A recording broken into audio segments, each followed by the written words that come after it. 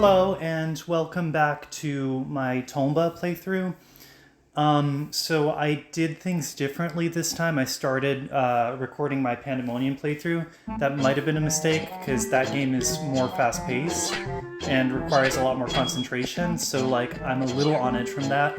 And I see that we stopped in this horrendous kitchenware UFO section, which I have mixed feelings about. I believe that we were trying to find the last dwarf. So I guess that's what we're doing. And I also believe that I did not explore this section fully because I got the water. Oh no, do I have to collect it again? Huh. Hold on. This is wrong. Let's try...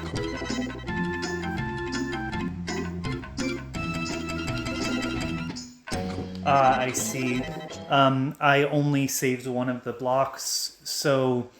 hello and welcome to my Tomba playthrough, where you witness me trying to figure stuff out in real time as I'm slowly losing my mind, and my hair is slowly turning pink and I'm slowly turning feral. Oh no! Alright, so back to what we were doing. I'm exploring this section because I didn't quite get everything. Oh hey! I got a notification that all the dwarves were rescued, but I'm not finished here yet. Let's see what there is as far as treasure. Also, looking at that background with all of that cotton candy looking stuff, according to the story, those are flowers that are caps. And keeping in mind that this place is called the Forest of 100 Flowers, do you see my issue with that title? Alright, amassing some AP. Oh no! Oh god. This part is somewhat difficult to... Okay. That I don't feel like was my fault. He just straight up did not grab. I feel like I'm going insane. Oh, okay, awesome. I actually managed to grab the thing I was trying to grab. Okay, I don't think there's anything else that I can reach up there currently, so we're going this way. And there is no longer the threat of those upturned, spiky, dead UFO kitchenware bodies, so I can just do the thing without worry. Oh no. The jank of it all. I'm gonna have to smack it from underneath. Okay. So do I already have a water bucket? Yes. So I guess it just, those drips just respawned. Okay. Let's go to this side first. Oh! What do we have here?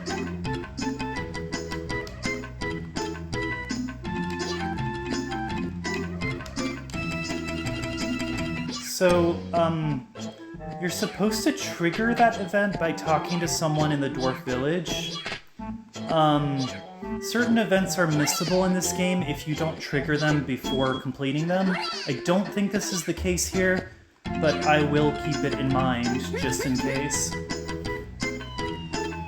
This is something the game doesn't tell you. Like, you see this giant obstacle, and it looks like something you can interact with, but you would only really know when you push it. And then you find a dirty mirror. Mirror, mirror of the wall, on the wall, who's the fairest of them all? I don't know. I can't see. I'm blind.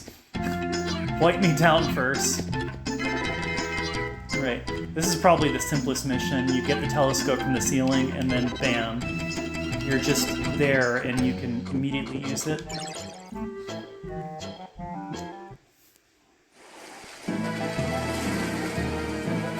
I feel like I've done this mission without really thinking about it, but I also think it can be very easily missable if you don't immediately know that you can put that up there. I mean, I guess you can kind of deduce it from the name. The name of this place is Watchtower, but I could see why somebody would not know that. Okay, I can't go this way yet. There is another type of chest, so I believe that we've seen 4. The wooden yellow chests, that other yellow chest, the red chest, and the blue chest. We can only open the wooden one so far. Okay, I hate doing this because it's so easy to mess up. Oh! You all witnessed it in real time. I missed 2 of the 3 objects that I was trying to grab. Okay, I will try one more time, and if I don't manage, then I will just try to do it off-screen, maybe. Also, these green things, these beanstalks, the bolt part of them looks very much phallic, like from above. There's so much oddly phallic, there's so many oddly phallic obstacles and objects in this game. Oh, that's weak. Okay. Okay, got the dirty mirror. Ooh, and a crystal ball. Tomba is training to be a psychic. Shall I tell you your future? I know my future. I'm gonna be stuck in this limbo of trying to get these apples off of this cliff until eventually I smack my head and die.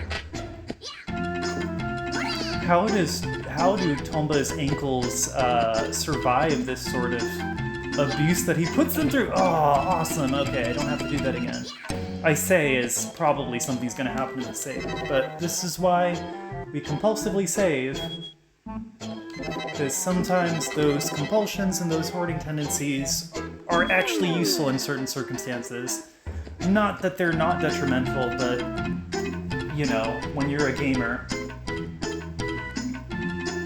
Alright. Let's go and talk to the dwarves.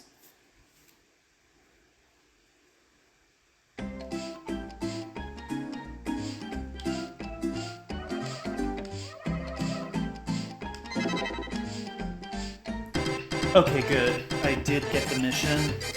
It's odd, some of these missions you can complete before you find them. I don't know if you get AP for finding them. I still have to verify that by seeing firsthand a mission and paying attention to my AP bar, which I will try to do.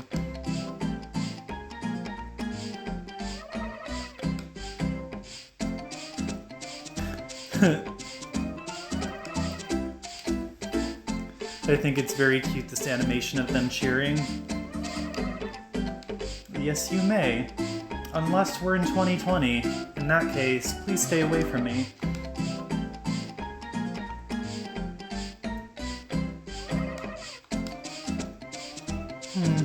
Real local hero. But Tomba's not from around the dwarf village, so does that count? Okay. Let's see if anyone here has anything new to say. I should probably meet the Elder before I try to find new bits of dialogue, because certain events in this game trigger new bits of dialogue, just like some RPGs.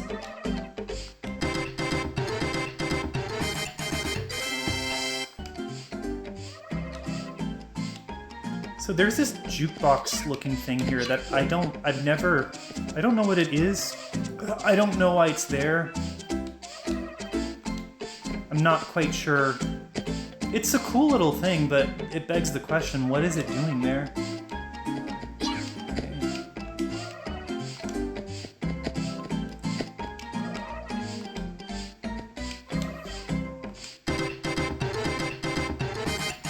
Yay, you did a thing by meeting a somebody. Just like society when you reach your goals by taking pictures with celebrities and meet and greets.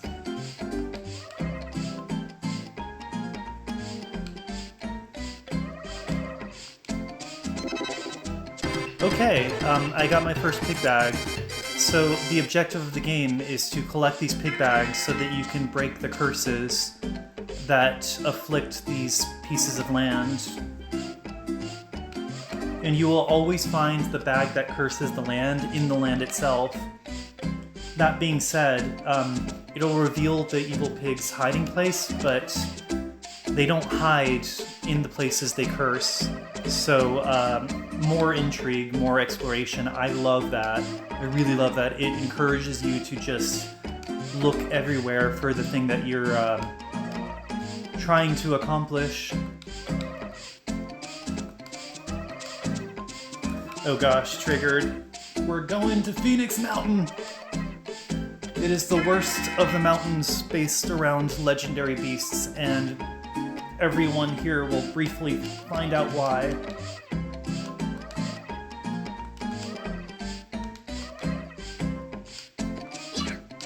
Alright. There are other things to do in this village, and they're a bit... Oh, I guess he gives you the hint about the watchtower.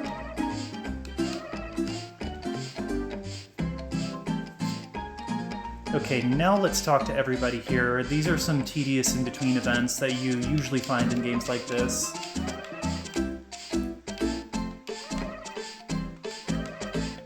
Okay, I've already triggered that event.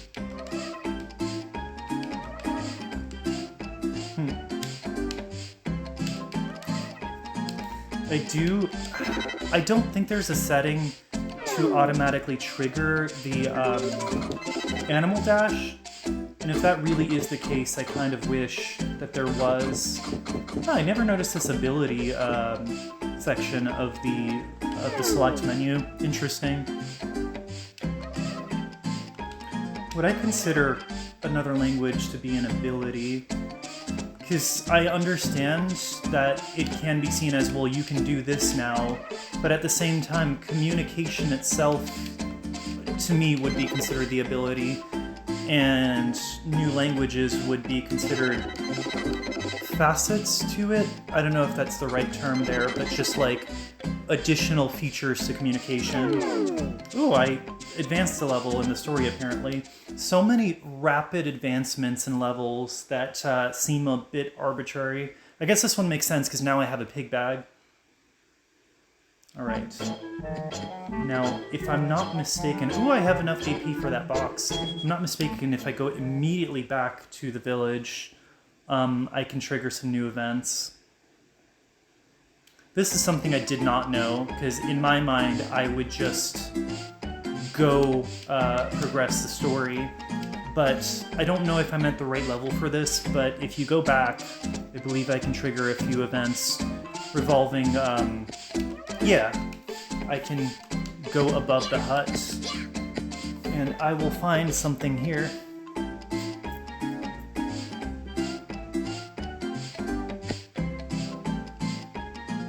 Abracadabra!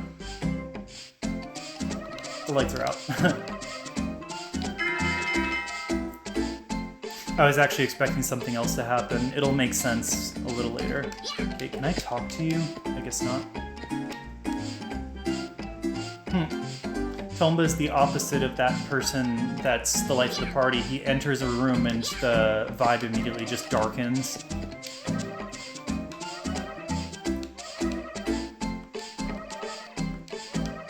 Maybe it was that pig bag just stealing the light. Okay, lantern. I need to light up. Right, I think I know where to get it. Or not lantern, but maybe torch. Oh, how inconvenient, because that's exactly what I plan to do. I'm just your local pyromaniac. Just wanted to see what color my pink hair would turn as I set the torch to it. Disclaimer, do not try that at home. Setting fire to people is not okay. I want to make that very clear. Alright, torch. It's odd that that wouldn't immediately activate, though I guess if he's keeping it in his stomach, but also... Sorry, you're gonna see a little skip because a pop-up came up, so I just had to deal with that. So yeah, if he's keeping it in his stomach, then that just tells me Tomba must be a really talented fire eater. That should be on his ability list.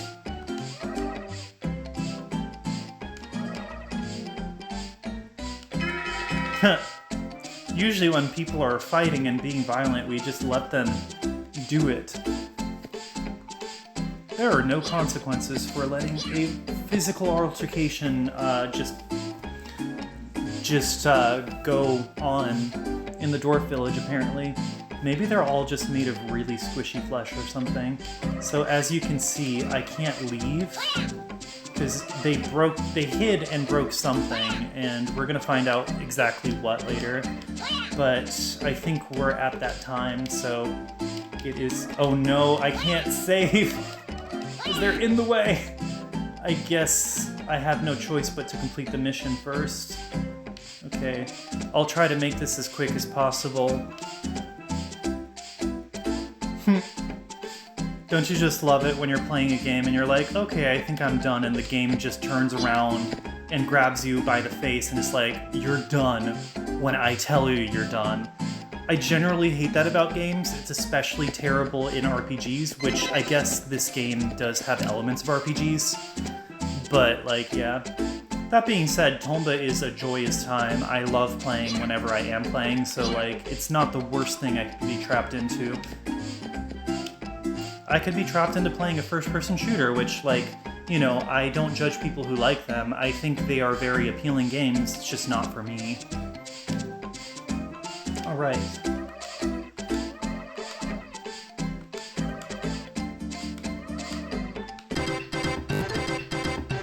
Just casually shaming people for accidents, that is a no-no. Mr. Dwarf Elder, you have to rethink your attitude. This is just a dwarf, how do you say, a fascist dwarf, authoritarian, political blah. There is a term for it, but I can't think of it, so I apologize. My brain is doing just like the peach flower, just expelling gas. Alright. So I did not exit the village of my own volition. It forced me to that, so I'm gonna have to go through another loading screen.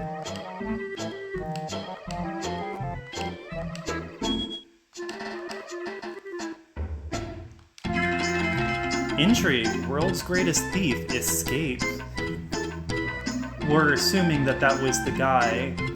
And they're basically telling you indirectly to go back to the underground prison, which I intend to do. This is a little tedious sequence of events. I'm glad that I'm getting through this now because we're still very early on into the game, and there's a lot of exciting things that are going to happen, so I'd rather get all of this, like, slow stuff out of the way first. Alright. Now, this is the official end to the episode. I apologize that it dragged on a little bit longer than usual.